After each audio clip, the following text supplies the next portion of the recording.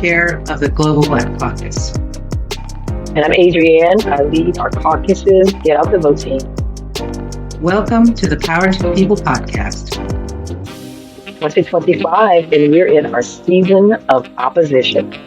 And we will not obey in advance. Power to the people.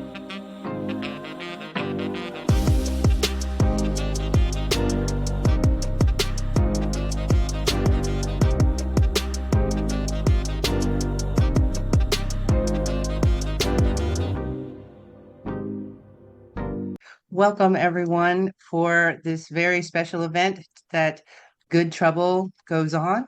Today is the anniversary of John Lewis's death. Tomorrow is Nelson Mandela Day.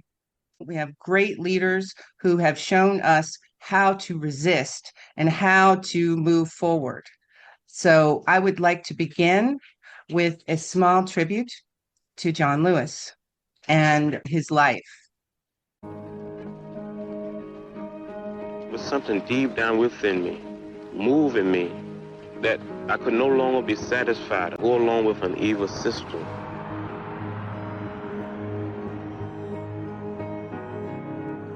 Life was extremely dangerous when we were growing up. John Lewis had the respect of everybody because he was the one who demonstrated the most courage. He'd been beaten and knocked down and get up and go to find another battle. John was focused on ending voter suppression, and it wasn't that he was a great orator, it's that he was a great spirit. The power of spirituality and humility, and the willingness to suffer rather than to inflict suffering.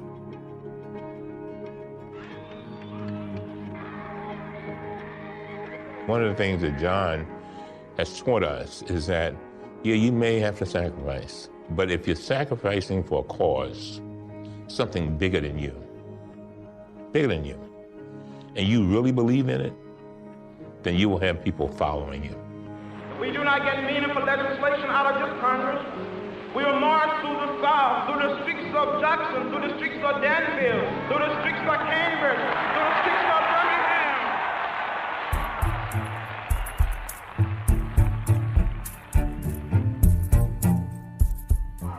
I think he is the singular figure that has tried to carry out the work of our nonviolent campaigns into the halls of Congress. From day one, John Lewis was a role model for the members of Congress, whether they were freshmen or here a long time, because he brought with him a kind of heft, a weightiness of purpose. I got arrested a few times during the 60s. 40 times. And since I've been in Congress, another 5 times. The means by which we struggle must be consistent with the end we seek. Someone who has navigated thorny issues of policy, not by castigating alone, but by also encouraging people to be better than they think they can be. Today we are considering a fair housing measure which not only protects our nation's minorities, but it protects the needs of those with disabilities and families with children. How long do we have to wait before we decide to ban assault weapons? We have another opportunity to bring more of our citizens into political participation. I have on my marching shoes. That's right. I'm fired up. I'm ready to march. And all of these decades later, while he and others of his generation achieved much, we're still fighting against police brutality and fighting for our voting rights. And so we best honor him by continuing to fight the good fights that he fought, by staying in good trouble.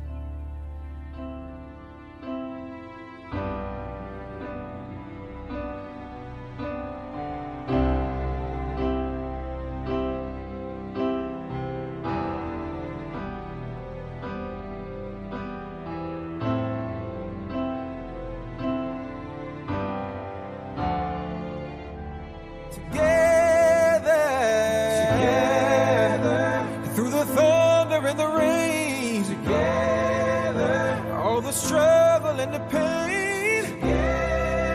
Can't you see we are the same? Our freedom can't wait another day. So together let's fight.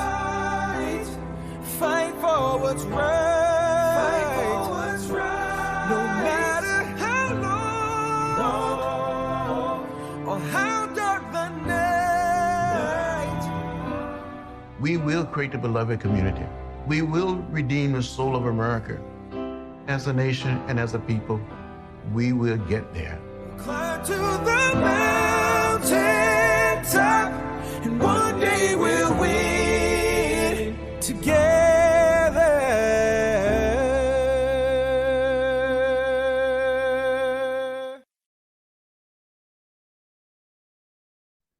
All right. John Lewis was a great man, and he did a lot of great things, but he didn't do anything that we can't do. We can all do what he did. We can fight for our rights, we can resist, and we can make a difference in this world and bring our own nation back to some semblance of order, and just to make it much better than it was before, and to eliminate these fascist, authoritarian, racist that are running our government right now. And I mean eliminate by just get rid of them. I just want to say, I have been feeling through this whole time, I've been feeling kind of sad and mostly angry. And what I'd like to know, actually, to everyone is, I'm going to put this link in the chat. It's something called a Mentimeter. And it gives you an opportunity to, it's the question that it's going to ask is, how have you been feeling? And you have an opportunity to click this link and then input your feelings into this link. And I hope that you do so, because honestly, I'm going to do this myself too. I hope everyone on the panel will also do it. I think it's important that we know that other people are feeling the same way that we do, and that we're not alone, because that's sometimes, and I know I'm surrounded by Americans. I'm a part of the military community. I mean, my husband is American, my friends are American, but sometimes it feels very lonely. So please show us how you feel and what's going on in your heart. I am definitely angry. I am sad, and I am also motivated. Yeah, I'm determined, devastated, and angry. Let's see what kind of results we're getting. Let me just open up the results, and I'll show them on the screen. Oh, it's important to know what other people are feeling. Really fascinating. Determined. All right, guys. We're all in the right place. Yeah, grieving, scared. Yeah, I put determined. Come on. Yeah, frustrated. Yes. Exhausted. That is, yeah, furious. Sad. We're still sad. We're sad. Oh, relieved I'm not young. Oh, well, that's sad. Depressed. I put ashamed too, in a way. But I don't see anybody else feeling that way. Steadfast, grieving. Devastated and depressed. Principled. That's a good one. Yeah, this is at this time when you have to know what your principles are and hold to them and not be swayed by fear. Yeah, by the fear and just by what other people how they may be reacting. Okay, hopeful. I like that. Very hopeful. That's really great. We'll come back. You guys keep inputting your Thoughts? Whoever said hopeful, you should be hopeful and not. We have an opportunity to make a real big difference and to make a change in the way things are. I mean, I know that it doesn't seem like it at the moment, but we do. We have an opportunity to make this change. And I just want to talk for 1 minute about a 10-step plan of how we make things better. So it's just the basic steps. We have to win these elections that are coming in 2025. We need everybody that's possible to vote in these elections. And those are not just the big ones, but state and local elections in many states that we as people abroad can vote in. And I'll show you a little bit about that later. Then we need people to volunteer and help and prepare for the 2026 elections. And one of the things that everybody should make sure is that they have their birth certificate, because the SAVE Act isn't dead. And we don't know what's going to happen in the future. When we get to 2026, request your ballot early. We have an International Voter Registration Day in Democrats Abroad, and that's January 15th. That's also Martin Luther King's birthday. Be sure to vote in your state's primary elections. Many people often complain that we don't have the most progressive candidates, but it's because not that many people vote in primaries. So if there's a really progressive candidate that you like, be sure to vote in the primary and vote for them, and do whatever you can to make sure that other people vote. So John Lewis fought for the right to vote, and we have to use it. Make sure you vote. You receive your ballot, send it back, voted, and be sure to vote down ballot. So we win back the House and the Senate, and then we impeach Vance and Trump because they both need to go. We need to then investigate all these enablers of Trump and dismantle this whole rotten infrastructure that they built.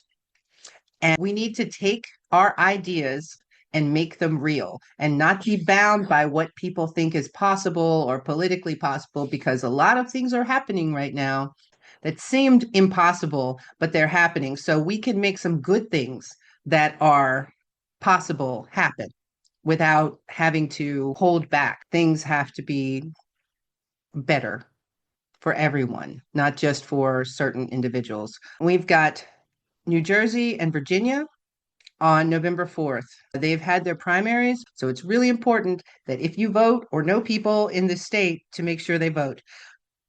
We've got a bunch of House seats that are up.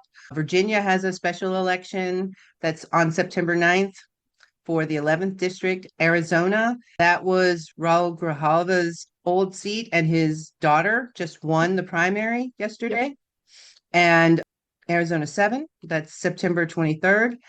Texas 18th congressional district is on November 4th. We've got the Pennsylvania Supreme Court elections on November 4th. And then we had another person resign, a Republican in Tennessee's 7th district.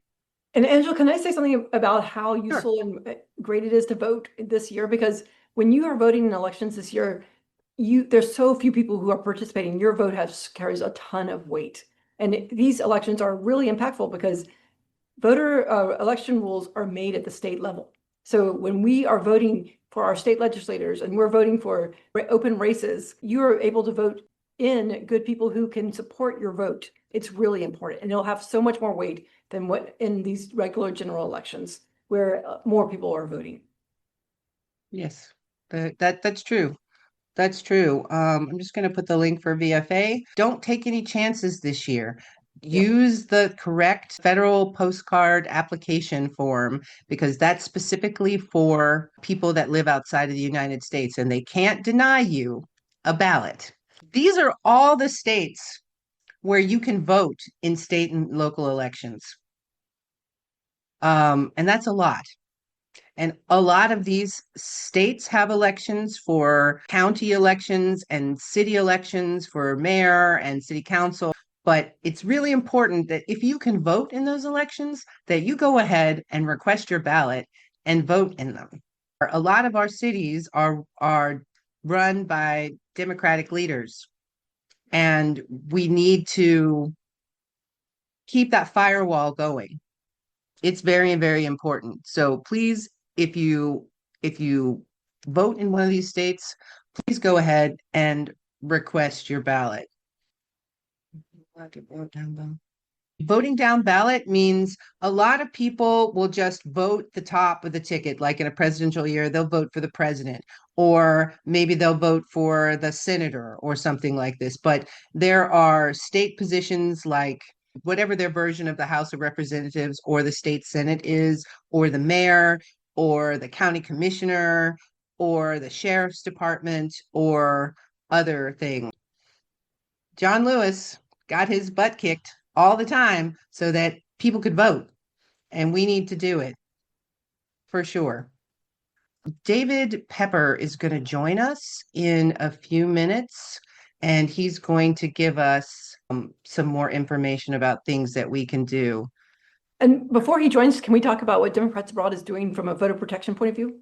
Yes, please go ahead. We have a voter protection team that really works with voters when they have issues. As the issues happened, we are working with them. We are reaching out to some of these thematic Secretary of State's offices, local election offices, to really try to make sure their votes are able to be counted and their registrations work. We are also being really proactive about our work. We have a team that has been putting together scorecards that are being presented to all the secretaries of states across the United States that basically score how their states work with Americans abroad.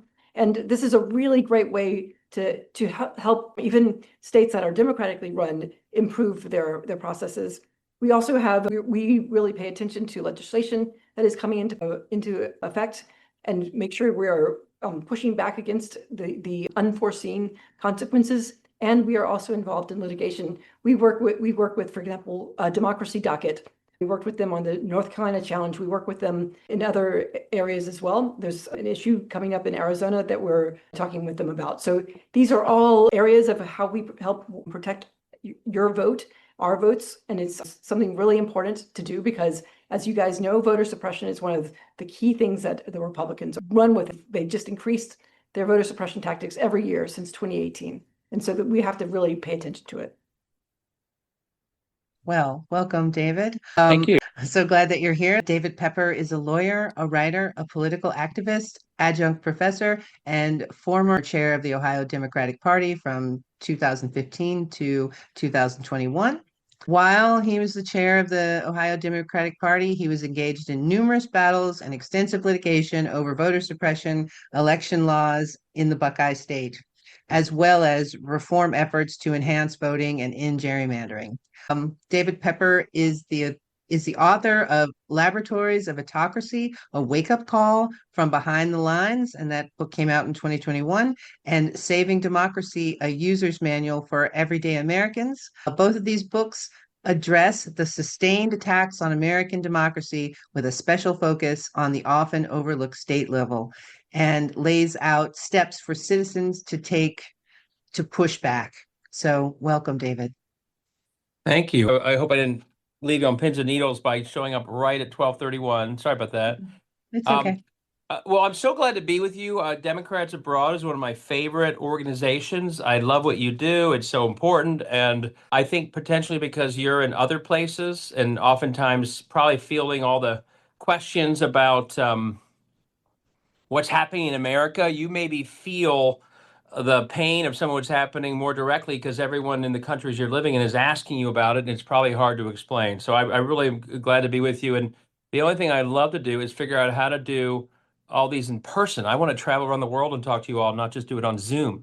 I just released a couple weeks ago a new edition of this book, Saving Democracy. It's sort of a second edition to account for this terrible Trump era we're in. I'm going to call up some notes here real quick. I hope that's okay.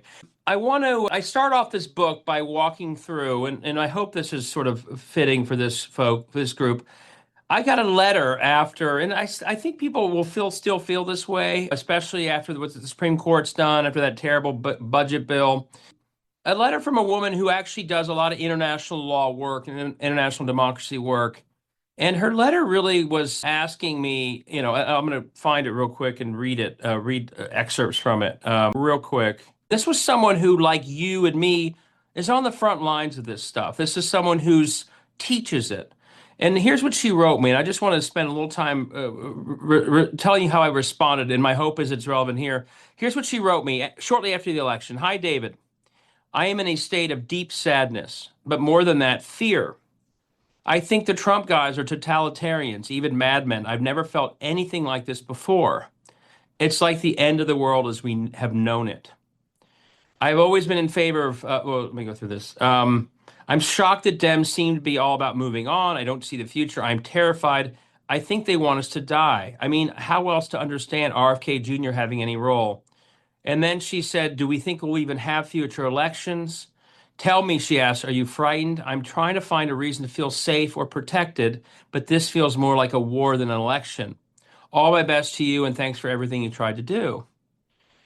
Now, some of you probably got similar emails. Like, you get an email like that, and oftentimes I try and respond quite quickly. Hopefully you've seen that, but that was not an email to respond to quickly. This was, in some ways, almost a cry for help from someone, but also someone who was capturing, I think, how a lot of us felt. So I took a lot of time and several airplane rides to write back a very long response. And I just want to have it be a sort of a launching point for our conversation. I said, I thank you for writing. I've talked to so many who feel the same way. I too am fearful of all that you describe. There are so many risks to our nation, the democracy we've known, our communities, and the lives of countless Americans. So yes, we should all worry and we should be disturbed. History instructs us that it only places us more at risk if we deny to ourselves that the worst of your fears can happen. So there's no moving on from that reality, putting our head in the sand. But then I said, but with all that said, the one word that describes my current mood is resolute, to keep going forward. And I won't go through all the reasons why I said that, but I just want to talk for a second about why I explained to her and why I still believe that the right approach is to see, do not diminish, do not dilute in our minds the very real risks that she was worried about then that are playing out now. But why we also should not let that overwhelm us into inaction, which is when the other side wins. And what I tried to explain was there are so many reasons that we have to stay resolute. One is history. What this all is, and a lot of you on Democrats abroad will have already seen this, but not everyone else will have. The history of our country is exactly what we're living through. We kind of fell under an illusion, maybe people around my age, I'm in my early 50s, that somehow we would be the first generation of Americans not to worry about the state of our democracy. That was always a myth. We are literally in the same battle all generations of Americans have always been in. And yes, the Voting Rights Act and what John Lewis achieved, and I know that's our theme today, and what the Warren Court established was wonderful. But it also led us to believe that somehow everything was settled forever. And that was a myth. We are literally, and this is why I love the theme today, we are in the same situation as every generation of Americans has ever faced, which is if you want to keep this democracy, you got to fight for it. And if we were under an illusion that we were the exception to that rule, well, now we know we were wrong, don't we? But as much as that's sort of a sobering thing to realize, over time, because of people like John Lewis, I take inspiration from it. Why? Because John Lewis and suffragists and abolitionists in our moment actually faced far more than we face. And they overcame it to get to what was our most perfected moment of democracy, the post-Civil Rights, post-Voting Rights Act, Barack Obama moment, where we actually, that was us at our best. We can still need to do better, but they got us there through tougher circumstances, through less leverage. You know, in many cases, they couldn't vote, and no one wanted them to vote, and no one wanted to deal them in, and they still got through it. So facing the same situation we face now, they overcame it. And boy, if that doesn't inspire you to see that we can overcome it too, I don't know what will. Now, there's another piece that should make us resolute. Because history doesn't show that, history doesn't just show that this can be overcome. History shows that our effort now determines if the dark moment we are in lasts 2 or 4 years, or 40 years, or 50 years. There's always been a growth in democracy, and there's always been a backlash. And the closer a diverse majority looks to be taking control of our democracy, the fiercer the backlash. We are living through, just like Jim Crow days, just like the Southern strategy. Barack Obama's victory and that Barack Obama coalition has inspired the same backlash it's always inspired in America. And what determines, though, whether or not this backlash and backsliding lasts 2 years or 4 years or 50 years is often what happens almost immediately after it begins. And so I have an 8 and 11-year-old, and this is what keeps me going every day. Do we want them to live for 40 years with this? Or do we want them at the age of 18 or 20 to think, oh, that was a weird time when we were kids, but it's over? What we do right now is a large part of determining that answer, whether this is a 2 or 4 year moment or a 40-year moment. And the single biggest thing that leads to a 40 or 50-year moment is when the pro-democracy side quits. There will always be a side fighting against democracy. That is not new. That is not news. It's always been there. The side that has determined the result is always the side that's for democracy. How hard does it fight? How smartly does it fight? And the reason we had Jim Crow for almost a century was because the white North in the late 1800s quit. There had been a back and forth for a while around Reconstruction, and they quit. And it was the quitting that led to 70, 80 years of no democracy, not just in the South, but in the whole country. And no democracy, particularly for African Americans. So our resolution now will determine, I believe, whether we're stuck with this for a couple years and it becomes a memory, or whether we're stuck with it for a lot longer. And there's another factor in that. And this is, I won't go on all these because I want to go to Q&A, but one reason why that is so true is because America's collective memory is very short. And we have a moment where someone about my age, I can't really judge from the gallery, but people who are a little bit older like me, we know that democracy can be better. Our memory is that it's been good at times, not perfect. We have a younger generation that hasn't seen that almost ever. They've seen a nightmare. They've seen a racist become president. They see billionaires running everything, all of it. And that's a risk that every year that goes by, those of us who know it can be better get less. We're fewer, our memories fade. And those of us who only know it as screwed up as it is now, they become the majority. And the more time passes where that memory that we have disappears and is replaced by young people who think, oh, it's always broken, it's always rigged, it's corrupt, racism wins, cruelty wins. The more that the time goes by where that's true, people don't even think to demand any better. And so one reason why our fight in the short term is so darn important in articulating what we can build and what we lived through not that long ago is it keeps the memory that it can be better fresh, and that people demanding better don't sound crazy because they think democracy can actually lead to good results. So fighting very hard, whether we win or lose every fight, articulating a more positive vision of public service, of democracy, of government is incredibly important, so the collective memory of this country doesn't fall into a place where people don't ever even expect any better because they've never known any better. I think that's a really important part of what should keep us all motivated. I will just simply say, though, in closing, then go to questions.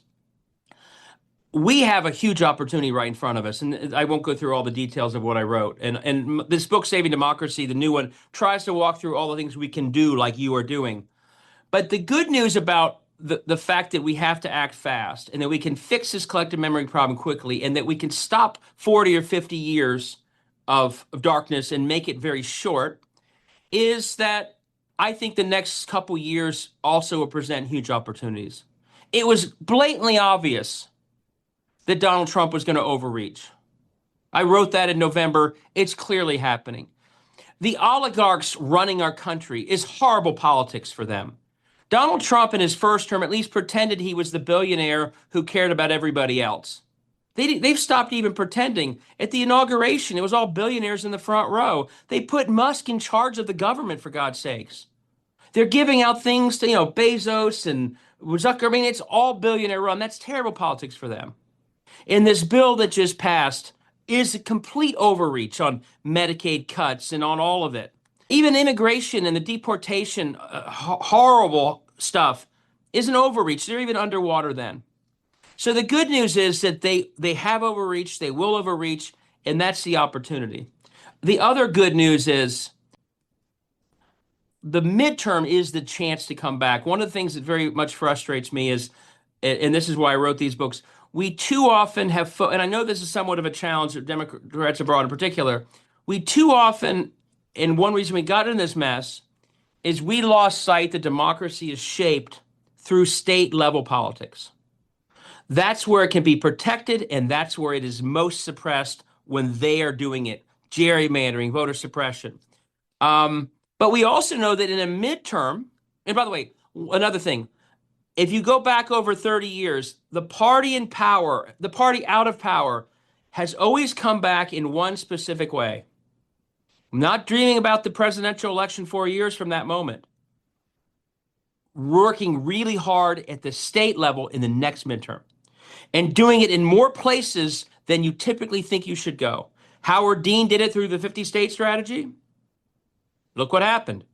And bad news, Karl Rove did it after Obama won. Karl Rove didn't spend 2009 dreaming about Mitt Romney running in 2012.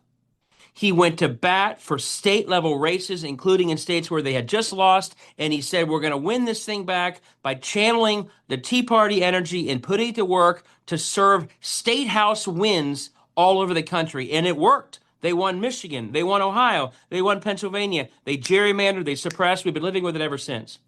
The point is, there is a formula that when they overreach and you have energy on your side, which if you've seen in America, and you maybe have it there, huge rallies, bigger than even in 17. If we are smart and we run the same state-based and up strategy, not only federal swing districts, but state and up, the formula is very clear that we can come back soon. We can stop this damage from happening, not for 40 years, but minimize it. And we can do it as soon as in 26. And let me just close with one thing. There's one of the great lines from John Lewis that I know that's the theme. My hope is it's sobering as it is, that we are in a moment like all generations have been, that we're not the first generation that didn't have to worry about democracy. That's a sobering thing. I hope, though, it does for me, I hope that in that challenge, it also gives all of our lives more meaning. Our purpose now is far bigger than just trying to win a bunch of swing districts to have our party win a little more power in 2 years. Our mission is deeper now than it ever been. Maybe that I wouldn't have thought it 10 years ago about my own life. We are here to save democracy. That's an awesome mission. And John Lewis wrote, and I have the book in front of me. I'll try and find the quote. He said what drove him every day was what he called the spirit of history. And he said, I found in my life that I didn't choose to be, but the spirit and moment of history chose me to play a role bigger than I ever imagined. And I accept that role. And that language that he used, I'll try and find the quote while taking questions. That spirit of history is what is also, I think, should catch us. And we should realize that the work you do, the work we do, the work we do in all states, it's bigger and more important than I think any of us could have ever imagined just a few years ago. And my hope is all of that keeps us all going. Now, there are a lot of specifics on how to do better. I go through that in my books and my Substack. If you don't follow me, I'm not here to promote myself, but if you like anything I'm saying, sign up for my Substack because I go through this stuff every day. I do think we are in a moment of history where our role is very similar, and we can have more meaning in our lives through our hard work than we ever imagined. So let's just keep going. Thanks, everybody. I'd love to hear any questions you have. I hope that was helpful. It was super helpful. And before we go on for questions for you, I just want to answer a question that I don't think was really phrased as a question. It was, has the Democratic Party really changed their approach? And I just want to say, we're all the Democratic Party. And if we want things to change, we have to think of us as we have to push from the bottom, because it's never going to change if we wait for other people to change. And that's what I think we've all been doing with our protest, with our various activities that we've been doing. Like, we have to change how things are going. It can't just be waiting for someone mythical at the top to tell you what is going to be good or what's going to work. We have to push up and make the change. For sure. And David mentioned it's happening. That is happening. The power of the people is probably the single most important reason I'm motivated right now and optimistic, is it has to be people driven, and that is what's happening. It's given Democrats a little more backbone, and it's creating the energy that if we tap into it the right way means we are running in more places and supporting candidates in more places, which is what we have to do. So the good news is it really is happening. Yeah. I mean, all the negative stuff.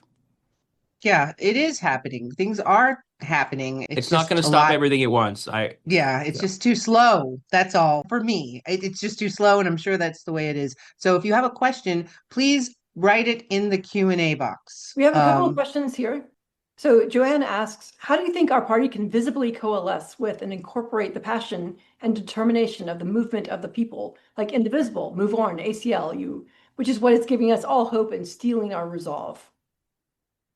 David, do you think that's a great question. And my sense is that you guys get this.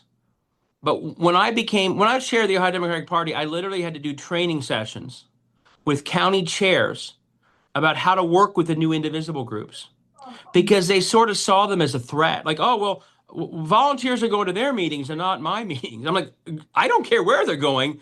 I'm fired up that we have 5 times as many people in your county organizing than we ever had.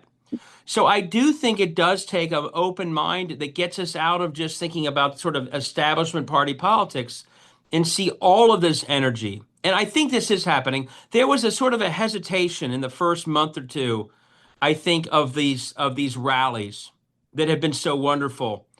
And what I like is I think a lot of that has gone away. And so I just think we need to, in a visible way, a lot of the biggest speakers now are the Chris Murphys or are the Jasmine Crockett's. That doesn't legitimize them. They're good as they are. But that mixing is very important, because, again, sometimes there's a hesitation with the formal party to be part of these other groups. Well, maybe they'll say something a little too much for us. Forget all that. I speak at all the things I can go to. I've spoken at a lot of the rallies. I have a sort of a foot in both the formal Democratic stuff. I speak a lot of county dinners, but I will go to just about any rally and speak too. And if someone's sign is a little different from what you'd have at the establishment thing, I could care less. We need that movement. I think it's got to be the mindset. But then I do think, like I would say at this training session I would have a county chair summit every year as a party chair. And we would literally do training. Here is how you can incorporate and work with these groups. Here are things you shouldn't do, like say, oh, we've never done it that way before. We shouldn't do that. That's going to scare them all away. So I think there's a way to do it informally and just be present and show up. Don't always need to be the speaker, by the way. Just be there. And then there's a more formal way to do it, to make sure that leaders in the party understand that this is to the good. And here's an idea. Here's something I did when I was the party chair. Those individual groups came to like me because I gave them access to our voter file, and they love that. And they could organize too using our voter file. And I didn't charge them some amount of money to do it. So trying to figure out how to work with them, knowing there's different roles, but seeing that it collectively and complementing, it's very much stronger, I think is important. Let me read the John Lewis quote that I kind of garbled before. Here's a quote that I hope we all are motivated by. It motivates me. At certain points in life, in the flow of human existence and circumstances, the spirit of history, as he called it, this force, finds you or selects you. It chases you down, and you have no choice. You just allow yourself to be used, to be guided by this force, and to carry out what must be done. To me, that captures, I hope, all of us at this moment. That's the moment we're in. It's driving me forward. It's driving you forward. And I couldn't think of a better way to stay motivated every day to see that is the spirit that John Lewis did all the work he did in. Here's a question from somebody that I think maybe we can all take a little answer to, but they said, if there are no elections, then what do we do? You mean like Yeah. I guess So they mean that there's not going to be any. I wrote a whole chapter in my book on this because it comes up a lot. So I just put out a new book. So my older book is called Say. People I saw ask, where do you get that? You can go to online. If you sign up for my Substack, I provide chapters. But that question is such a dangerous question. I don't mean this to be negative towards the person who asked it. But the idea that we won't have elections is a voter suppression tactic as effective as any out there. And I think one reason we won Georgia in January of 21 was Donald Trump told all his voters, well, why bother? They're going to rig it and they're going to win. And his voters didn't show up. The model that they are using right now in America is competitive autocracy. It is not a model where they cancel elections. They want to have elections, and they want to claim the mandate of having won elections.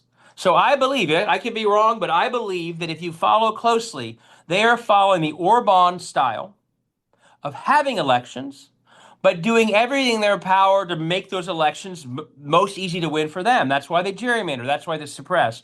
So we should never tell ourselves, or they win, well, we're not going to have elections. It's not worth fighting for. It's over. And I think all of us, when someone asks us, and again, I do that with respectfully, they are not using the model of just canceling elections like Soviet style. They are using the model of wanting elections and wanting the mandate from elections to say they get to do what they're doing.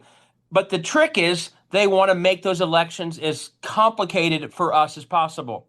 And that's why we should be gearing up as hard as we can for elections. And we should be gearing up to fight every attempt to suppress votes and gerrymander, because we know their game is not cancellations. It's to interfere with elections so they're as unfair as possible, so they win them, and then they claim that they're a majority, which they are not. So we need to be more intense about elections than ever, knowing they're going to happen. But when they bring up things like the SAVE Act, perfect strategy if you're an Orban-style competitive autocracy. The SAVE Act, equivalents in states like Ohio that are trying to do the same thing of screwing up voter registration and gerrymandering and other things. You know, this current thing where they're trying to go through data, they're demanding data on voter data. That is what we should be looking out for, because that's the competitive autocracy strategy. There will be elections. They didn't cancel the Wisconsin election. They tried to buy it. There will be elections, but they want to rig them in their favor, and we have to be as fierce as we've ever been to have those elections, run everywhere, and then whatever we can do, be a precinct person doing voter protection, whatever we can do to protect those elections so they're fair, we should do. So that's sort of my answer on that one. They want that mandate. They want to be able to claim, listen to Trump. You would think he won by 10 million votes. They want to claim they won elections, which lets them do what they want, what they're trying to do. Right. We have an easy question for you. What practically can we do? From abroad? From abroad. Yeah, I mean,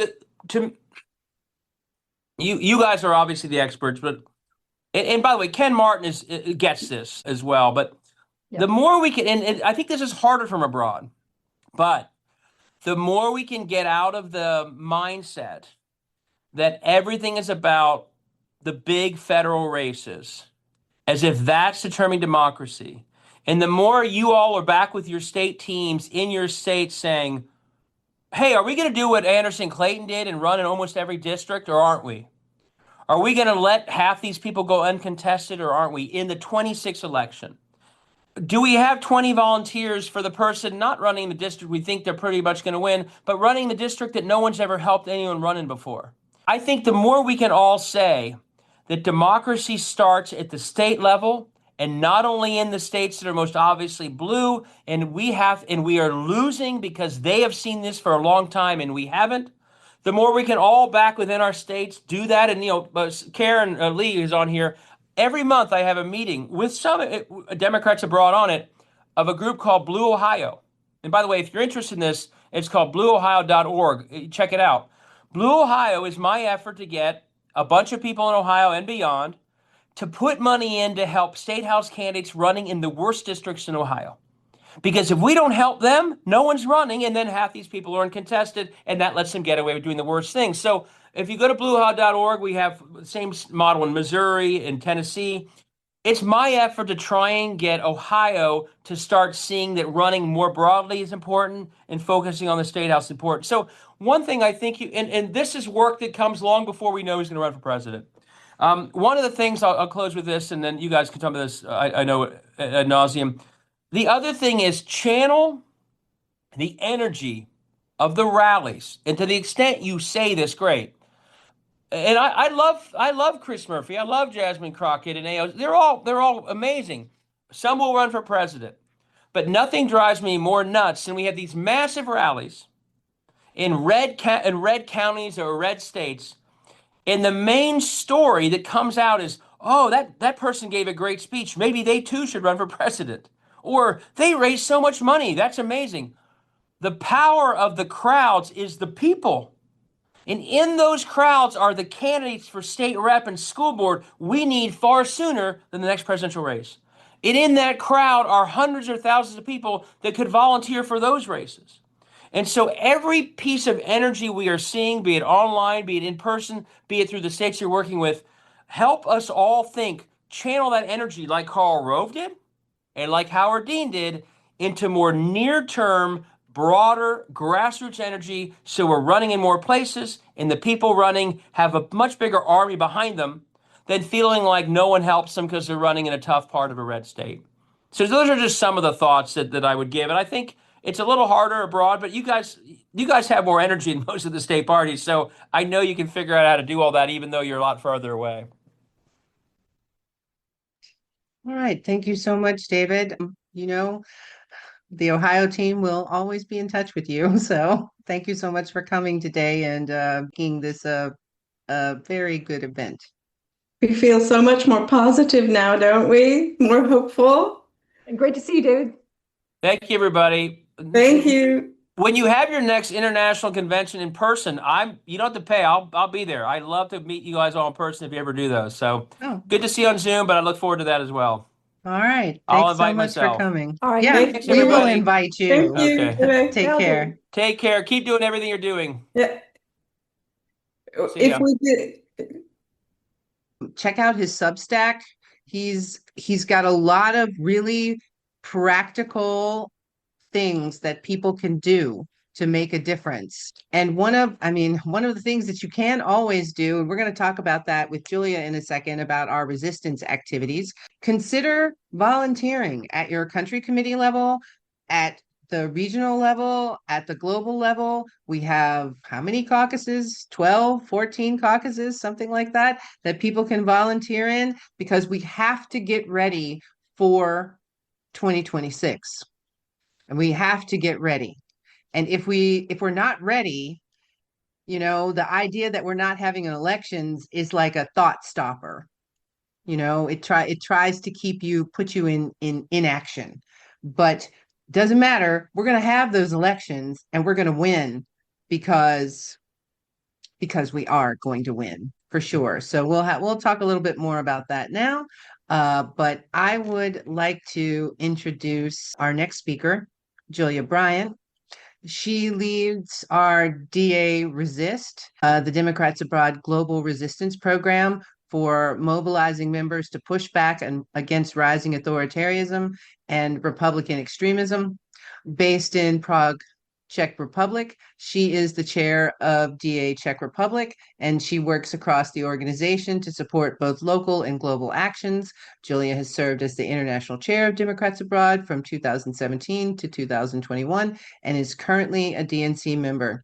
And she now leads the DA Resist program. So, Julia.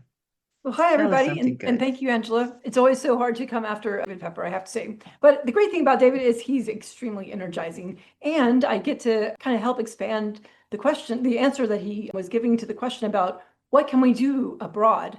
How can we push back? How can we resist? That's a hard question to ask someone from the United States because they don't really know the landscape as well, but we do, and we're here to talk about that. And, back in November, after the election, Democrats Abroad realized we have to push back. We have to create a resistance program because we knew what happened in 2017. We lived through it already. And so we started building the program. The first thing that we have done, and this is something I hope you are all aware of and can sign up for if you're not, is something called Take Actions. We have Take Actions that we pull out and publish at least once a week. They're on our website, and we also send an email if you're signed up for them. Please join. These actions are things like calling your representative, calling your senators, calling your governors. And one thing that we found is that it takes a really short amount of time, but it's really impactful. Every representative's office that we talk to, they say, this is the most important thing you can do. We need to hear from Democrats. We're hearing from Republicans 8 times more than we're hearing from Democrats. We need your voice out there. Even Dems need to hear from you. So please consider joining our Take Action team, just like once a week or twice a week, making a call. We also have something called Resistance Roundtables. Now, Resistance Roundtables, why did we come up with this? It's because we knew that when you are by yourself, when you're reading the news, you start getting your knees get frozen. You're scared. You don't know what you can do. And so one of the best things you can do is get together locally with friends, get together locally with other Democrats, and run an action. We were inspired by folk here in the Czech Republic to put this together. They're my test group. They always test all these actions out ahead of time. We've put together a great list of things, everything from a call storms where everybody gets together, and if you're a little nervous, you get to practice with friends. It's really fun. We also have call tree programs where you're basically brainstorming together about who else you can get to call, and then having a list that you get in touch with every time you do these calls. We also have, we're putting together educational programs so you can talk about immigration, because that is a really tough subject to talk about. But if you have some talking points in language, it makes it much easier. We're putting together programs that help you understand, like, how does this democracy work? I don't know about you guys, but the Senate is a very confusing organization. And the more I can learn and read about it, the better it is. I'm sure we're all kind of in the same point of like going, I really need to know where are things getting decided about this, about that. And so that's what one of those programs is all about. We also have protest and rally organization because we know that that's extremely energizing. We have poster making programs on how to do that effectively. And then finally, we have something called Find the Fighters. And I'm going to talk to you more about that right now. I'm going to dive into that Find the Fighters program because it really addresses one of the things that we all are wondering about, which is, and I won't spoil it yet. I'm going to start share my screen if that's okay. But one thing I would also just reiterate before I do is, just as Angela said, volunteering at your local DA group is super, super important, especially as we come up to elections this year. There's nothing more important that we can do than vote. One quote that I just hold in my heart all the time is something that John Lewis said. And he said, "Your vote is precious. Your vote is almost sacred." We should always remember that our vote is precious. And we have to do whatever we can to protect it. We have to do whatever we can to use it and then to help other people use it. So please just remember, your vote is precious. Okay, and now I'm going to share my screen. And by the way, I met him one time, and I have to say I cried the entire time because I was so amazed that I was able to touch this, shake his hand, and he's just an amazing hero to me. So I'm going to compose myself and share my screen.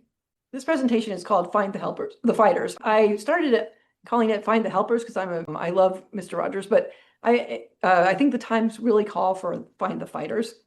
So that's what we renamed it. And I also often think of Star Wars. We are resistance. A lot of people are asking, and I'm sure you hear this question all the time and may ask it yourself, but we ask, where are the Dems? Where are the heroes who are going to be coming to rescue me? And where are our leaders? Well, the answer is they're fighting. We know that we have wonderful people. I'm sure we all heard Cory Booker when he stood up and gave that amazing blockbuster hours-long speech. But the thing is, the news is focused elsewhere. They're focused on Trump and his little hands. So what do we need to do about this? And why is it happening? The answer is we need to be the people augmenting these stories and augmenting our leaders. So why does media intimidation work? because the media has been kicked out of the Oval Office. They've been silenced at the Pentagon. Public broadcasters are obviously under attack. They're losing funding, especially these rural radio stations. Independent media is being sued left and right. So much of mainstream US media has capitulated. Let me just share with you some of these headlines. I mean, it's insane. Trump says global trade is unfair. Does he have a point? If you look at the New York Times today and just do a quick find for Trump, Trump shows up 18 times on the main page of the New York Times. Zero, there are no Democratic leaders that are mentioned on the New York Times. The only person who comes close is, I'm sure you can guess, Epstein at 12. So, and that's today's news. But with Donald Trump showing up in every story, the focus is really on him and not on what Democratic leaders are doing. This happens in the New York Times. It happens in all US-based mainstream media. And also, this is not going to surprise you either, but social channel algorithms are skewed. Why is this? Well, algorithms, they de-rank left content. Democratic content is more policy heavy, aka a little bit boring. It's less sensational. And also, we don't have mainstream media boosting these news influencers like Fox does so very well. Also, social media and news influencers, they lean right. This is an interesting chart from the Pew Research Center made by Axios. And it shows the top 5 social channels: Facebook, Instagram, X, YouTube, TikTok, and how these news influencers, how they lean. And you'll see Facebook is 39% is right. If you're ever wondering, why do my Facebook posts not get traction? There's a reason. Instagram, 30%, X and YouTube, 28%. TikTok is the one exception at 28%. But even then, the algorithm in TikTok is skewed so heavily right that it's very hard to get your post in front of the right people. Now, the interesting newcomer to this list, back in November when Pew did this, they didn't include Blue Sky, but they've updated it since then in May. And you'll see that Blue Sky now has 68% leaning left with 19% leaning right. So these are interesting numbers. And for any number that doesn't add up to 100, it's because the rest are neutral. This was from February, Media Matters for America data. You'll see Joe Rogan in February was at 39.9 million. Now, the interesting and exciting news is that the tide is turning basically there. And Midas Touch had 125 million downloads in March. They've since dropped to about 91 million last month, but they're still like just whopping some of these other groups, which is wonderful. If you have a chance, go to Midas Touch and sign up for their podcast. Let's contribute to their numbers. Also, we're catching up on YouTube. It's Midas Touch is at the very top of the YouTube channels. And interestingly enough, YouTube is not so far, they sometimes their algorithms will give a little bit more, swing a bit to the left-leaning content. So they're another friendly channel for us. But we need to do other things. We have to be not just relying on what we see in our own feeds. We have to take control of our feeds. And that is what I want us to all think about how we can do. We've got to highlight the great fighters of the Democratic Party. We've got to think beyond, of course, Bernie and AOC, they're so inspiring. They inspire me every day. I go and I read them and I get inspired, but there are a lot of other people too. And when people say, where are the fighters? And they ask me to list them, well, I start and I say, no problem. Cory Booker, Chris Murphy, we have Elizabeth Warren, we have, Bernie Sanders, AOC, Tammy Duckworth, the list keeps on going on and on and on and on. And our landscape of wonderful Democratic fighters is so rich and so robust and all over the map, from senators to representatives, from attorney generals like Keith Ellison to, mayors like Karen Bass. It's a remarkable group of people all around the United States who are fighting for us. And we have to look for them, because you're not going to see in your feed their information. You're going to think, okay, AOC and Bernie. But when you start digging, you're going to see tons and tons of people. So that is what Find the Fighters does. We ask to put together a group where you are helping our fellow resistors find the Democratic leaders. And the leaders are people like what we just talked about, but they're also journalists. They're also activists like David Pepper. Follow David on Substack.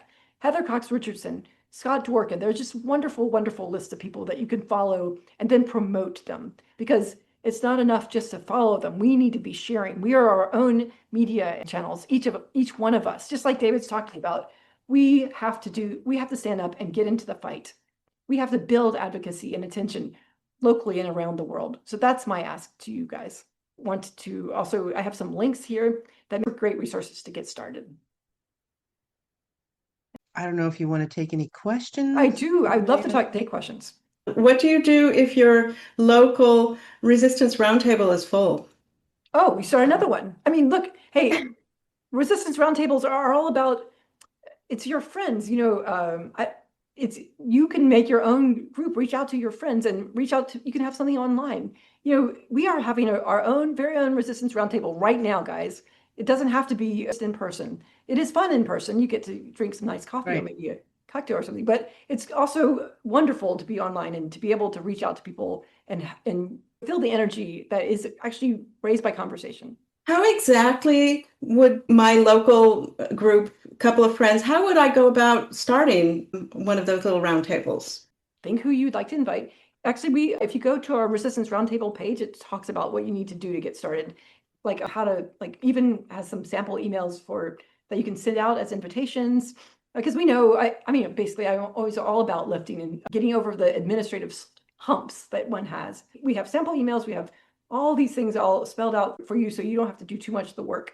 And if you have ideas for other Resistance Roundtable programs, please let me know. I love adding to the material. We have people who are meeting once a month, and so we try to say, oh, what else can we think of that people can do? So send in those ideas.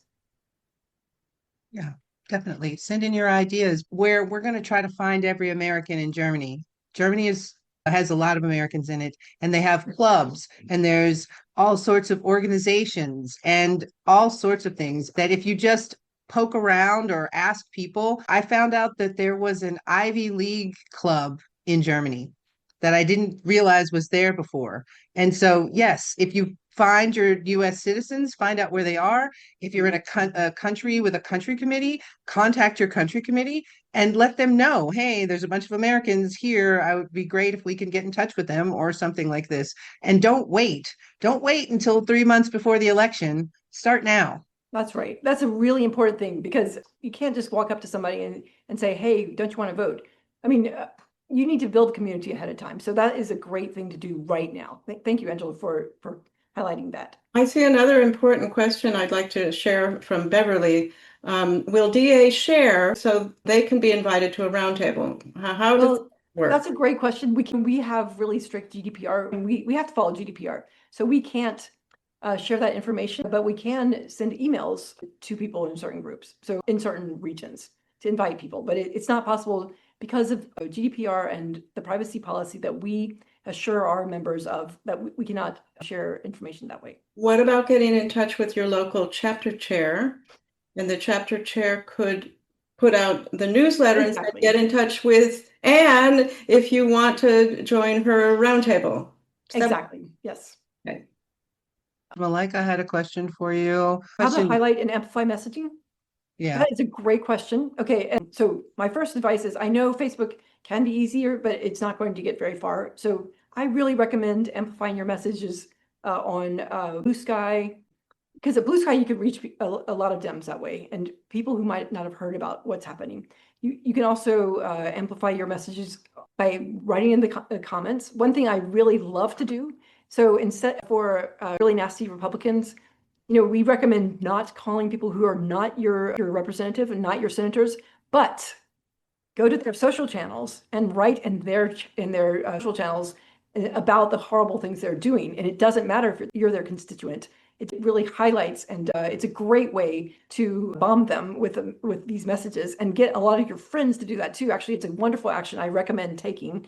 We have that written up as one of our Resistance Roundtable actions as well. So just sit down, pick an action, pick a politician, and tell them why they are harming you. Tell them why they're harming your friends and your family, and tell the stories. Make yourself human. It's a wonderful, wonderful way of pushing back.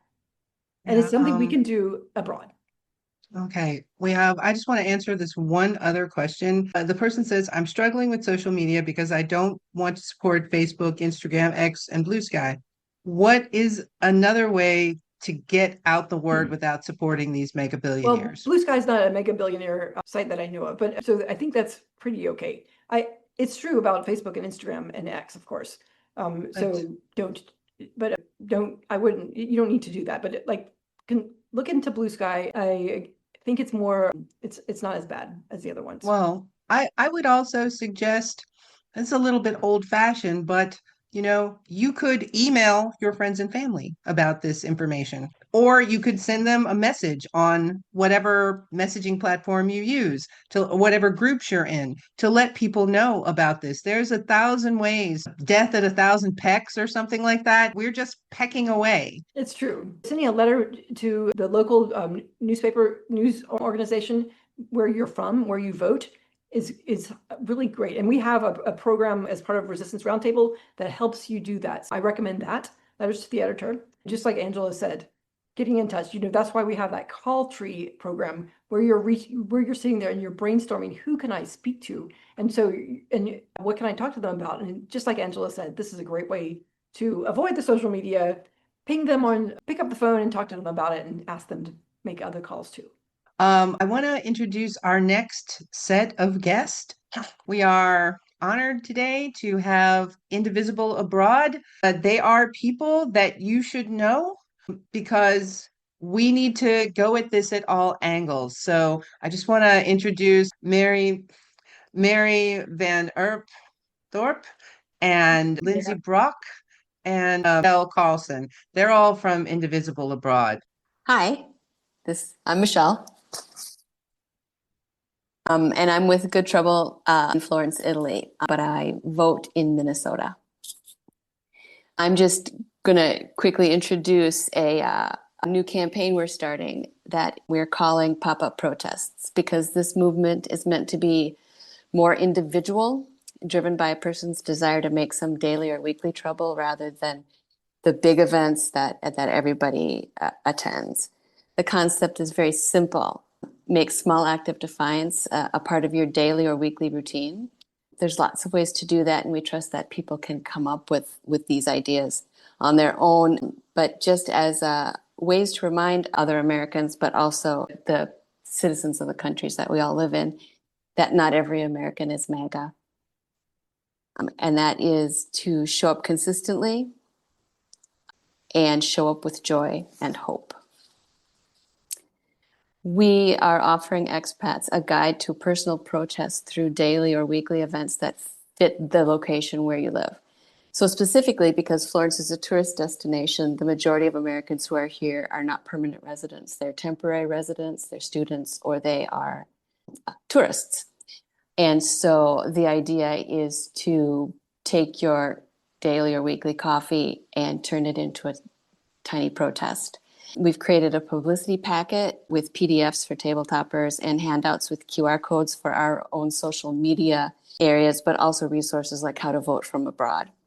The thing that will tie all the smaller protests together will be a common hashtag and sharing across platforms and with other organizations in order to create a larger whole that will encompass people from all over the world and eventually reach back into the United States. So, to summarize, we're creating a movement that empowers Americans abroad to protest what is happening in the U.S. in everyday ways, give them the tools to organize and publicize in a way that creates a larger community to share not just the protest, but the inspiration to do more, and protest in a way that bridges the gap between larger organized protests to keep everyone engaged. So, just to summarize, it's simple. You already go out for coffee, and instead of sitting at your table and blending in, have a sign that says you're protesting the action of a rogue regime, which it is. Invite your friends to join you. Sit where you can be seen. Invite conversation with people. There's no chanting, no big signs, no disruptions, but you are there claiming your space, using your voice, and sharing your experience on social media. And that, in a nutshell, is what the program is. All right, so I'm just going to build off of what Michelle talked about so that if anyone has any questions, they can ask at the end. All right, so this is our Instagram. So I am the communications lady of Good Trouble Firenze. We are part of Indivisible Abroad as a wider network, but we started as Good Trouble Firenze. And here, so to participate in the pop-up protest that Michelle was talking about, obviously you don't need to do this. We have prepared a nice protest packet for people who maybe don't have the resources, don't know how to start, don't know what to do, but people can do it just with their own resources if they so wish, or they can personalize the ones that we have given. So on our Linktree, you can find Join the Movement. We've created a landing page for the idea of pop-up protests. And it just talks about what it is, who inspired it, why it matters, and how it works, okay? And then we talk about what you get, what we have created. You can put your email, name, and your city, because we would like to track it to see who is participating and why. Our idea is that people from any, left-leaning organizations in the US can participate and spread the word through our hashtags, taking pictures, engaging in conversations with passersby, even locals in their cities, especially for us abroad, because I know that this type of thing in the US in certain places might not feel very safe necessarily. But for us, it's definitely safe. So yeah, that is the idea. And obviously you don't have to get our protest package. Obviously it's automated. So if you put your email here and everything, it will just arrive to your email. And we have table toppers, QR code flyers. It is specific to Italy. So obviously the QR code flyers, for example, there are certain things that are specific to Italy, but you can, as I said, personalize, add your own flyers. We have little conversation cards like for icebreakers. And also I did a trifold just of information of all of the different, not all of them, maybe it's not exhaustive, but most of the different actions that Trump has done that have affected Americans abroad and in the US. So that is the pop-up protest. I would also like to share another initiative that we have been working on, and we've been working on it for about a month now as well. The pop-up protest, we would like to start it now and throughout the summer, and hopefully as long as possible, because we want it to be a continuous thing and we want it to spread far and wide. However, we have this other initiative. It's called Our Line in the Sand. And we've been doing it for about a month now to kick off our action on the 14th of June. And basically the line in the sand, it's a video, it's a storytelling video campaign, digital campaign that we've been sharing across our social medias. And basically we've asked American citizens, specifically around us, like in our organization, to speak out, to make a powerful video of not longer than 90 minutes, to talk about one policy, one action or decision made by the Trump administration that has deeply affected them personally or someone that they care about in the US or abroad. And we call it what is your line in the sand? So I'm going to show you really quickly. They're short videos. I'm just going to show you like one video just to give you an example, and then I'll talk a little bit about the other ones. We have so far 4 plus a video compilation that I'm not going to show. I was going to show it originally, but we are opening the call for submissions for anyone who feels so moved to do one of these videos. So I'll give you a little example here. A line in the sand. As an American living abroad, I've watched my country inch closer and closer to authoritarianism. But this moment, this one right here, is where I say enough. Trump's attack on free speech, especially on college campuses, crosses one of many lines for me. Revoking federal funding from universities that allow peaceful protests, peaceful pro-Palestinian protests, that's not leadership, that's tyranny. Free speech is not conditional. It's not just for the people he agrees with, it's for all of us. And that's why I'm marching in Florence on June 14th, No King's Day. On the same day Trump celebrates himself with a military parade, we'll be standing for democracy, for human rights, for the right to speak truth to power, no matter where we are in the world. This is my line. What's yours? I'm drawing a line. So that was obviously it started before No King's Day. And we have, for example, Michelle did one. She talked about body autonomy and the rollback of women's rights. I did one. I talked about immigration and how ICE raids have been used against citizens. And then we also have one that Chiara, who's actually an Italian citizen, did. Hi, I'm Chiara. I was born and grew up in Tuscany, and I now live in the US, and I believe to be one of the 200 writers were censored and projected. I'm here not just for Fulbright, but also for everybody are suffering with some situation and So Chiara was a Fulbright scholar. Her offer got rescinded after the Trump administration interfered with the Fulbright committee. And that happened with over 200 Fulbrighters. So just some examples, there are so many issues. Some of them seem small, some of them people haven't heard about. People who maybe aren't in academia weren't so aware of the Fulbright situation, for example. We're opening a call for submissions. Again, you can go to our link in bio. Can you see the link in bio? We have the Line in the Sand video submissions. We have a Google Doc. All right, here I have the instructions of how to submit. All right, so for example, we choose one issue. I know there's so many, but we want to go deep. We want to inform. So you choose one issue, not more than a 90-second video. Where you say, you introduce yourself, what happened, why does it matter to you, and then how does it affect the community? Here we have a list. It's not exhaustive. There are more. We have a list. We prefer no repeats if possible. The only reason is because, I know that you might have the same line of the sand as someone else. If you want to repeat it, look for another angle, because we want to inform. We want to look at all angles of the issue, but we also want to diverse. We want as many issues as possible to be covered, because we want to talk about all the different things. There are so many that even a lot of people don't know about, and use it as an opportunity to learn about other issues as well that are affecting communities. Those are our campaigns. We're hoping that they gain traction among other groups, such as Democrats Abroad, Indivisible, and anyone else who wants to join. And thank you so much. Thank you so much. I am Mary Banner Bithell. I am one of the co-founders.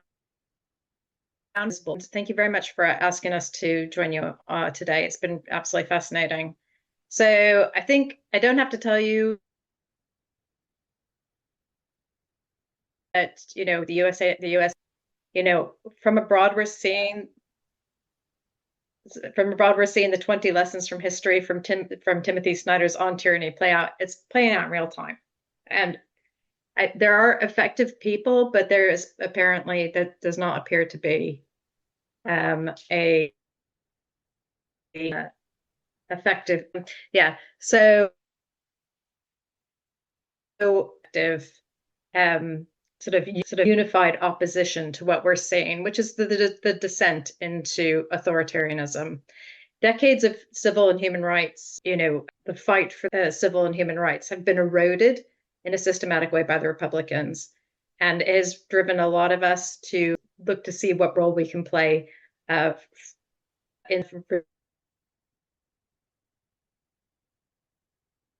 resist this. We're kind of screaming into the voids. Let's move on to our next segment. And the Art of Resistance with Adrienne George.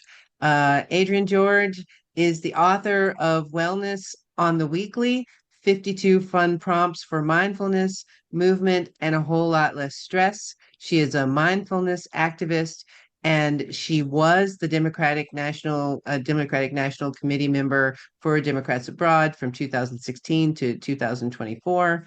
And she is also one of my really good friends, and I have been working with her on mindfulness and yoga since the beginning of the year, since the election, and it's made a really big difference in my life. I don't say that lightly. Like, it's taken, how can I put this? I'm still angry. Like I'm still incredibly angry, but I'm not stressed. if you know what I mean. Like I'm not tense and I'm not, jittery or whatever. And Adrienne's work has done wonders for me. And I just want her to share what she's done because everybody needs this. This is going to be a long haul. This is a long haul. This is not the short version. Like, and we all have to keep our sanity, keep our strength, keep the stress level down as low as you can in order for us to, be able to fight this fight. I appreciate being invited. I didn't coin the phrase rest is resistance. We all heard about that, but it's true, right? Our system seems to be cracking, but we don't want to crack up. We have to be able to rest so that we can resist.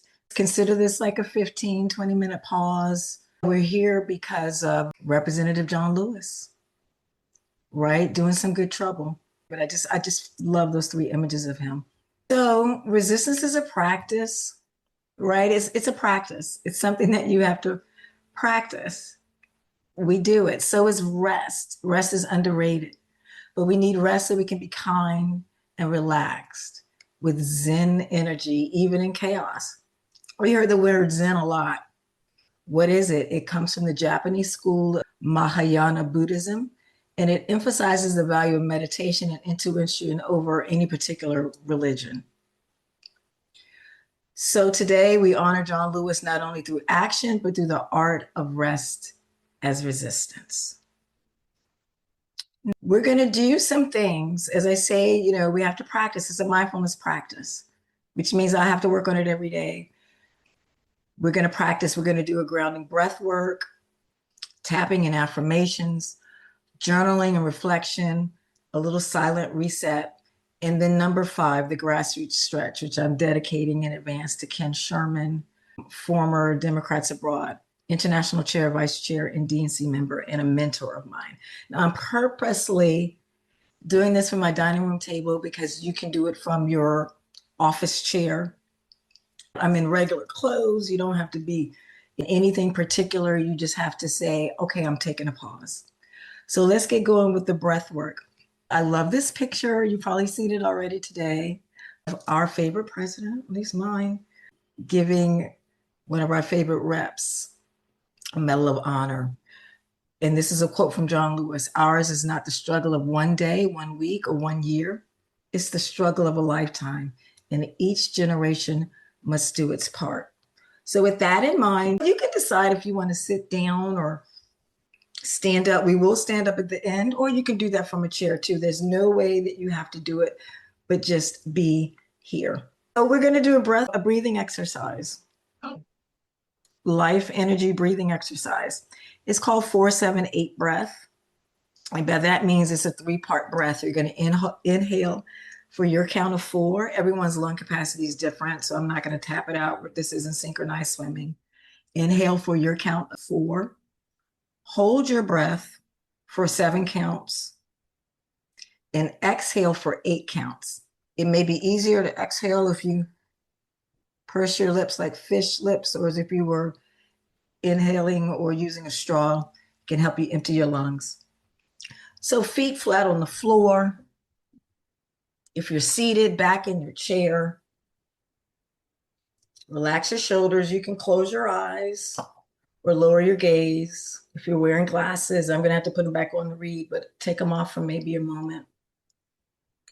Inhale through your nose and exhale through your mouth. Maybe place a hand on your heart, one over your stomach. And when you're ready, let's begin.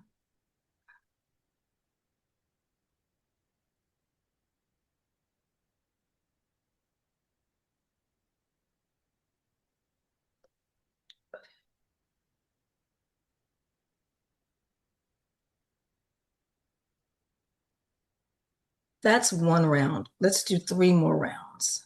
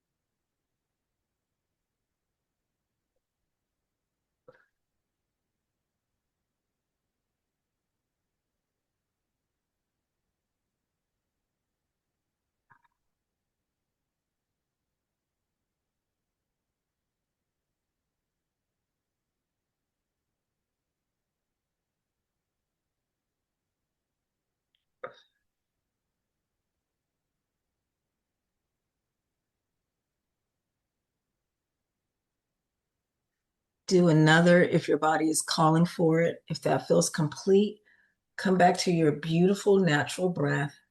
You can release your hands.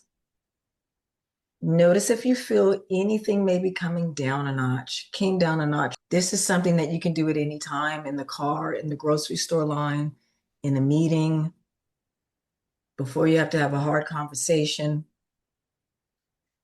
Inhaling, holding, and exhaling helps you prepare, be steady, set.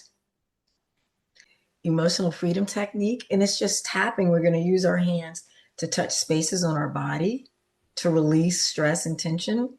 And we're going to silently say some affirmations. Of course, if it feels good for you to say them out loud in your space, you can say them. And I'll lead you through this. You can just follow me.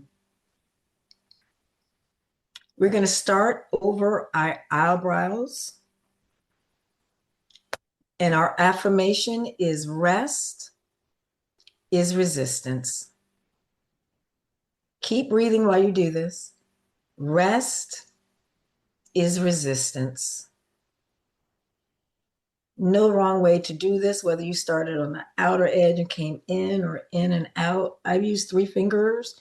Maybe you want to use 1 or 2. Rest is resistance.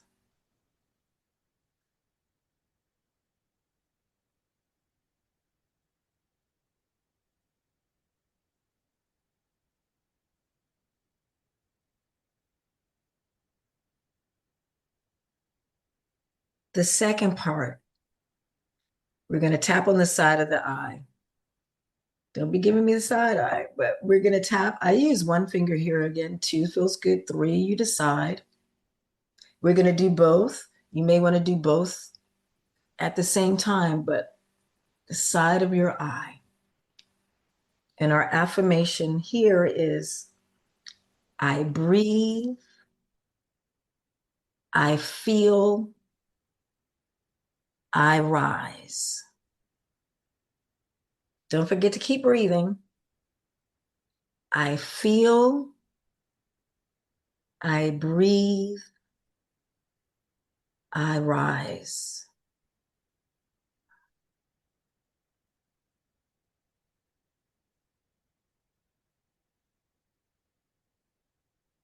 Let's piece those 2 together, almost like the memory game. So back to our eyebrows. Rest is resistance. Maybe you want to sigh it out. Just remember to keep breathing. Rest is resistance. Back to the side eye. I feel, I breathe, I rise.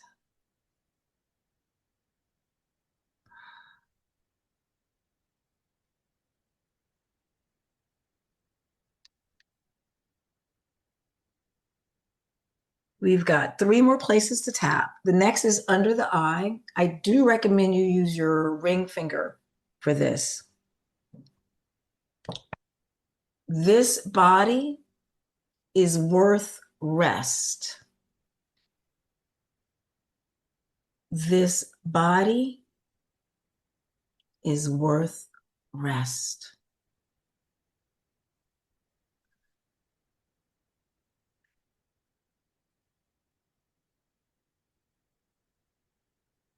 This body is worth rest.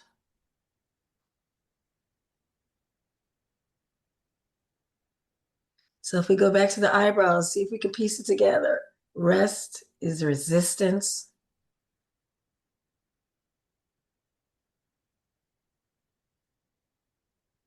Rest is resistance. To the side of the eye, I feel, I breathe, I rise.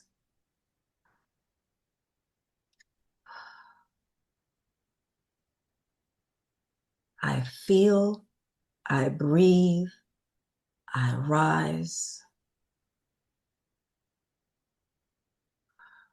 Ring finger under the eye. This body is worth rest. My body is worth rest.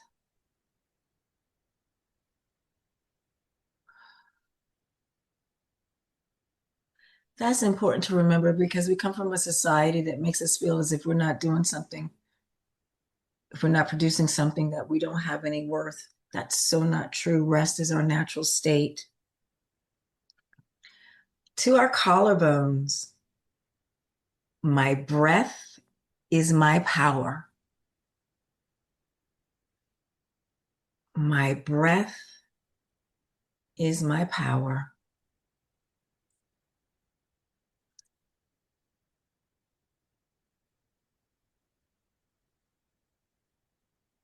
My breath is my power. Back to above the eyebrows. Let's piece it all together. We have one more to end this section. Rest is resistance. Above your eyebrows, outer to in to out. Side eye. I said memory game, right? Side eye. I breathe. I feel. I rise.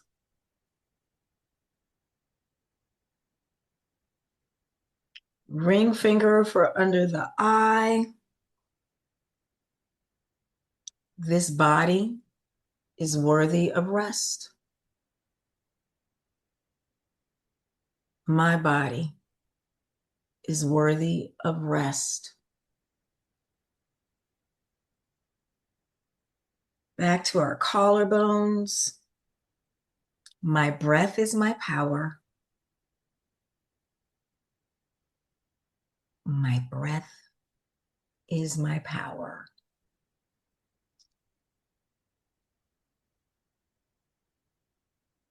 Finally, at the top of her head, you may want to use a soft fist. I choose calm. I choose care. I choose calm. I choose care. Release your hands. Say this aloud or to yourself. I rest. I resist. I rise. I rest. I resist. I rise.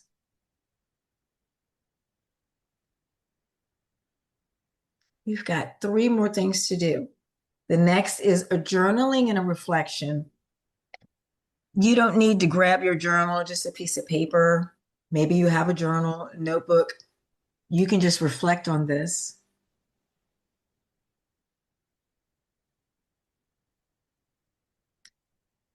We carry so much, let's put it down. Whatever we're carrying, let's put it down just for now. Prompt number 1. What part of resistance feels tiring to you? What part of resistance feels tiring to you?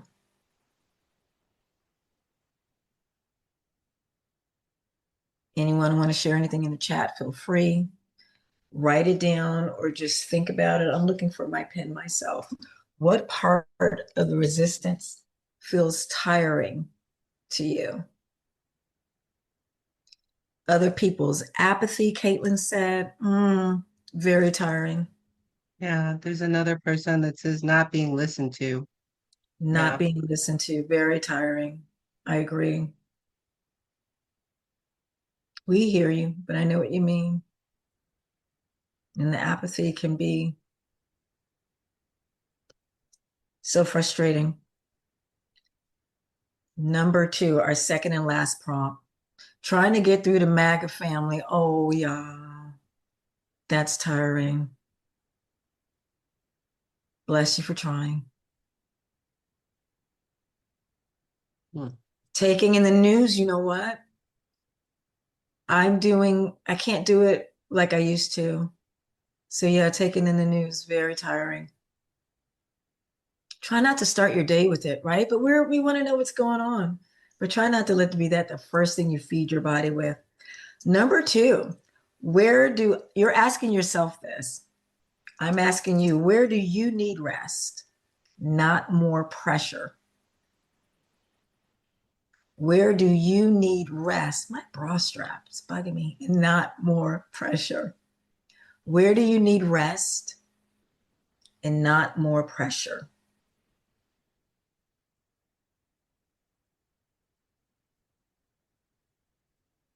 Remember, rest is resistance. Where do you need rest and not more pressure? So whether you jotted those down to reflect on later, and this can be a daily check-in because things change daily. We know with the news cycle, things change hourly. So keep those to reflect on today, this evening, wherever you are in your day. Maybe weekly, you can check in with that. Now it's time for silent rest and inner affirmation. I'm going to offer you these. I invite you to close your eyes or lower your gaze if that feels comfortable. My breath steadies me. Remember, you can always access a deep inhale, a sigh it out through your mouth throughout the day when things feel too much. You can do the 4-7-8 breath that we practice together or any other breathing exercise, but access your breath. My breath steadies me.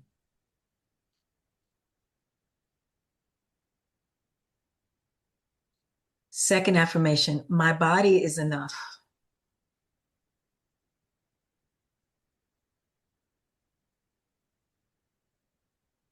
Your perfect body, just as it is, that's enough.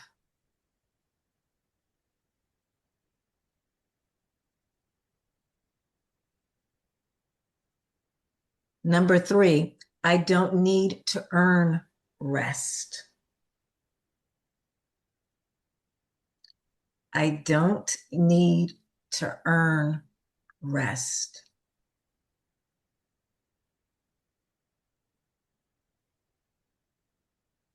And lastly, everyone here on this call, I am part of something bigger.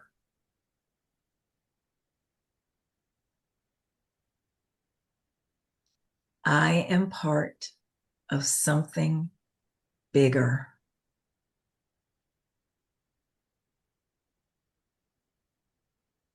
Now let's take 30 seconds of silence. Just silence. Don't forget to breathe.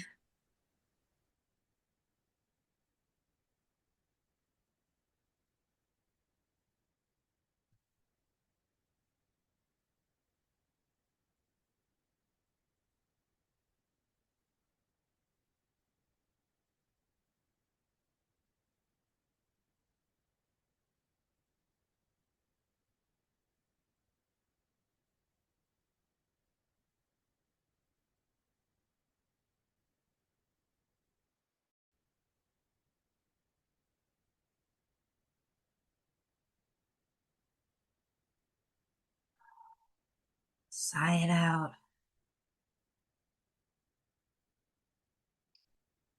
Now it's time for a little movement. We're going to end with the grassroots stretch.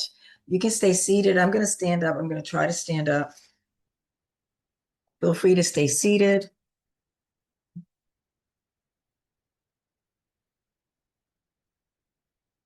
No special equipment needed. Let's see. As I say, I'm in the dining room. Perfect. You can see me. Can you still hear me? Okay, I can use my cheerleader voice. I just realized I didn't plug in. We can hear you. We can hear you. Okay. So, grassroots stretch. Ken Sherman used to do this. I don't know who gets the official credit for this, but it's something that you can do at your chapter meetings. The purpose is to energize focus, and unify activists before collective action. It's about 5 minutes, but we're not going to take the whole 5 minutes. Move slowly and deliberately.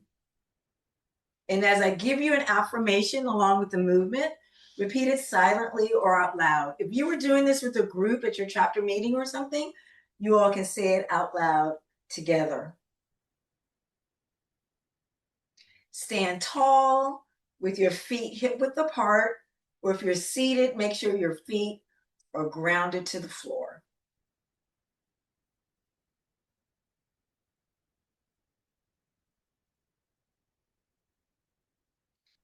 Bend forward to touch your toes, or bend as far as comfortable. Reach for the toes. You may not get there, but reach for the toes. You can't see my toes.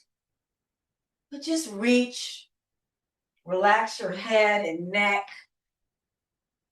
Kind of hang like a rag doll. And our affirmation for bending forward, if you're seated, bend forward and touch your toes. I draw strength from the roots of our struggle. I draw strength from the roots of our struggle. From your forward fold, rise slowly, stretching your arms up over your head.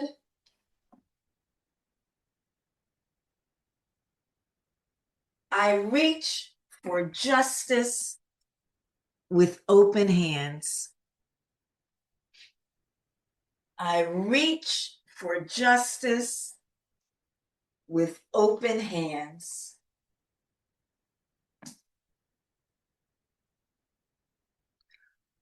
Your arms are stretched up, but you're going to lower them now to shoulder height. Open wide with your chest lifted. I open my heart and my mind to the voices around me. I open my heart and my mind to the voices around me.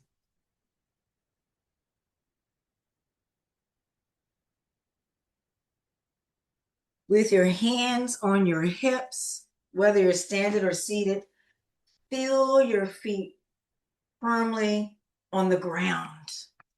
This is a strong pose. Feel your feet strongly planted on the ground. Our affirmation is, I stand grounded in purpose and unity. I stand grounded in purpose and unity. And we close with a breath of solidarity. One hand over your heart again. The other on your abdomen. Exhale, 3 deep. Inhale, exhale, 3 deep breaths. Feeling your chest rise and fall.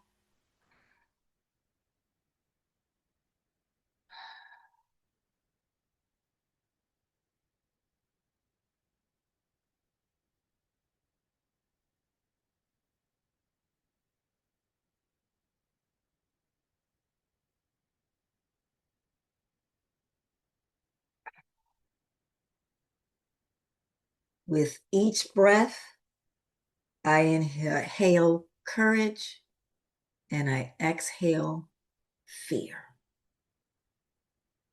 With each breath we take every day as part of the resistance, we inhale courage and exhale fear.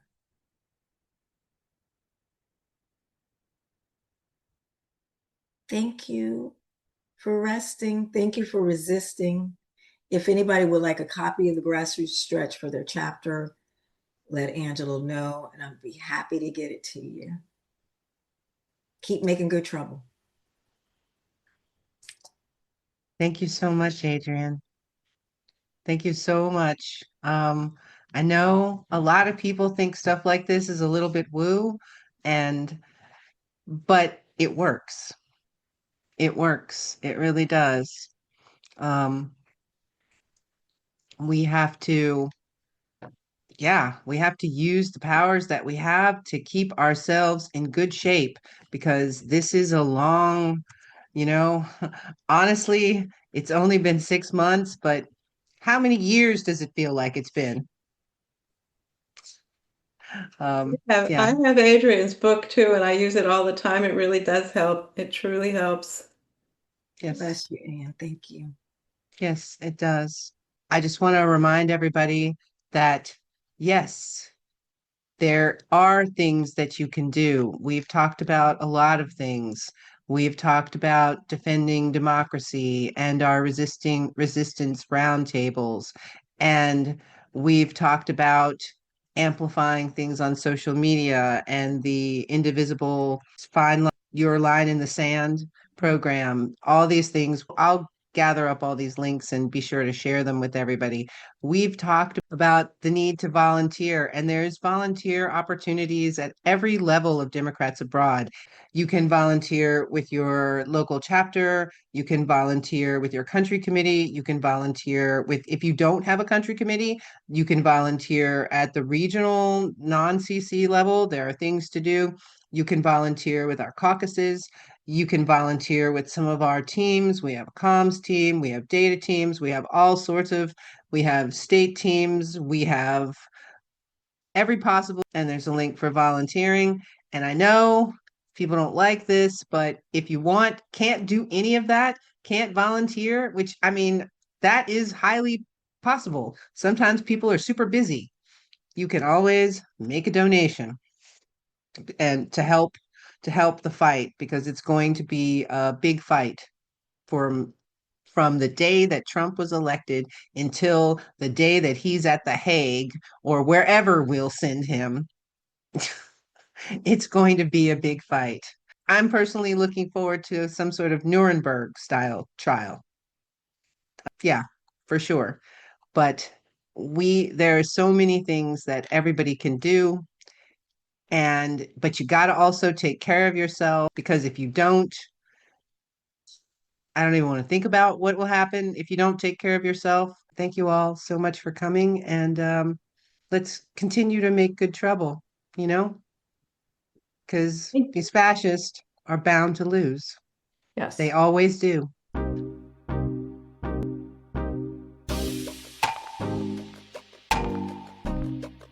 We hope you enjoyed this episode. Yes, if something resonated with you, you learned something, or you want to take action. Stay in touch with the Global Black Caucus. Our link trees in the show notes. And always remember, power to the people.